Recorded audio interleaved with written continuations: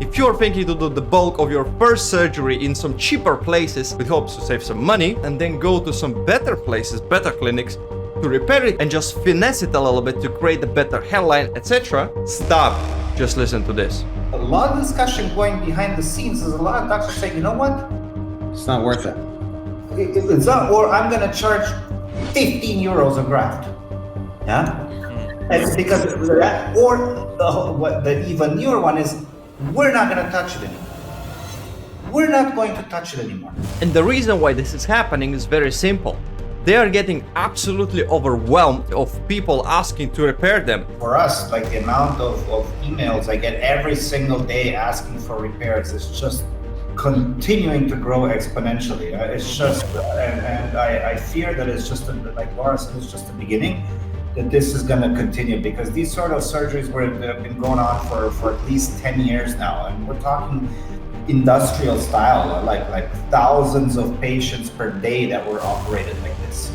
The problem, however, lies that these people have extremely high expectations.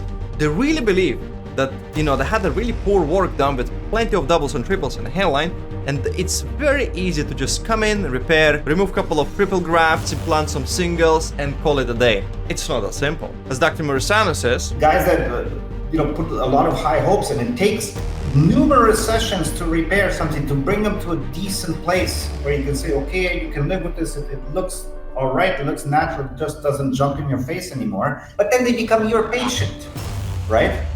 Now it's all of a sudden it's your patient, and a lot of these guys, like, and I understand, it has to be super frustrating, right? One bad decision and then your whole life. It's risky because a lot of these patients are coming with such high hopes and high expectations that they're going to be fixed, and it's completely difficult. They've read so much, and they're sort of in the bushes with so many details and so many they can't see the bigger picture anymore, huh? And just to add to that, these kind of patients become so difficult. They're literally going online and throw mud and dirt on the surgeons, over analyzing every little detail, claiming you haven't fixed this part or that part or etc. They start to realize how much money and time it will take to actually get them back to looking somewhat normal. It's fueling their anger even further. And then so you gotta be the counseling and it's a very, very difficult situation for the entire industry. But there is honest discussion behind the scenes for a lot of doctors are saying, listen, massively the prices, or we're just not going to do it. We're not going to touch it, yeah. And if this message gets out, then people will people hear and say, okay, hold on, it's like I'm not going to jump on the next plane and go for the cheapest offer that I can get. Yeah, let me take a step back. Yeah? But that's, we're practicing medicine, so we have to help the patients, right? This is gonna be such a massive wake-up call. I will definitely gonna post this clip. So after hearing this, I'm not really surprised they don't want to, take on board any new patients. It's not business viable to do this on a big scale, because imagine roughly 50% of their work is just the repairs. I've talked to so many surgeons, and over half of their work is repairs. Mm-hmm. Over half of their, think about that. So they're not really making that much money. So let's say we have somebody that we extract 200 grafts. How much money are you going to take? The team, the anesthetic, the time, all of this, yeah, and you have to proceed very carefully. It takes longer, yeah. You charge your normal graft, and for compared to Turkey, we're expensive, right? But it comes out to a couple of hundred. I'm going to talk in Swiss franc, but US dollars, pretty much the same.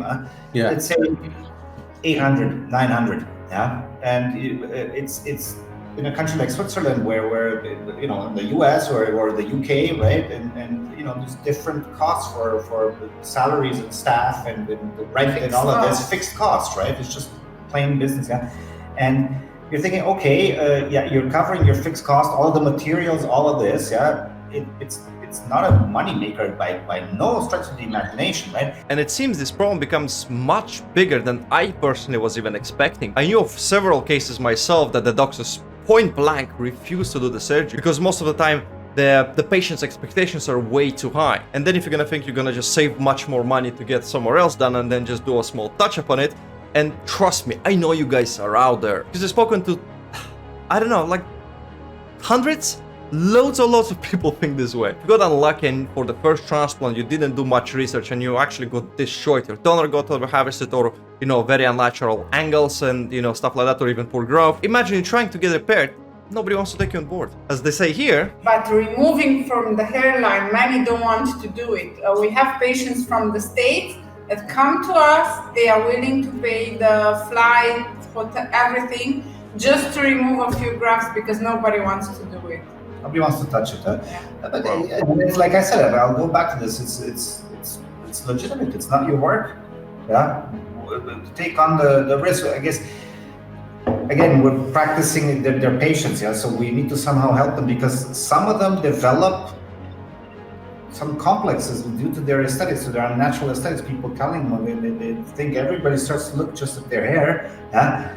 And you know that has consequences in other areas of their life as well. For us, we're taking this on now. They're our patient, right? And we try our best to help them. And it's a journey and it's a process. And a lot of times, and most of the times, it works out really well. But it becomes sort of a story, and then becomes a whole episode in their life. This is a real issue, and it could very well be that a lot of repair patients are going to be left stranded.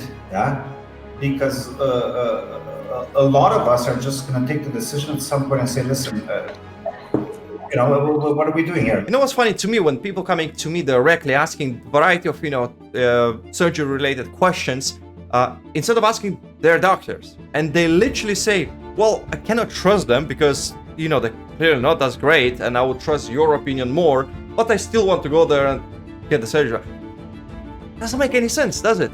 I'm not a doctor. Why my opinion would be better? But since you do think my opinion is more valuable than theirs, maybe you shouldn't be doing the transplant in there in the first place. The whole message of this video is very simple. Please do your research. Do not go to these clinics that they can quite literally destroy you. Trust me, it might look in the first glance, it's very simple, it's not complicated. What's the worst that can happen? You don't have hair anywhere. No, trust me, it can get so much worse.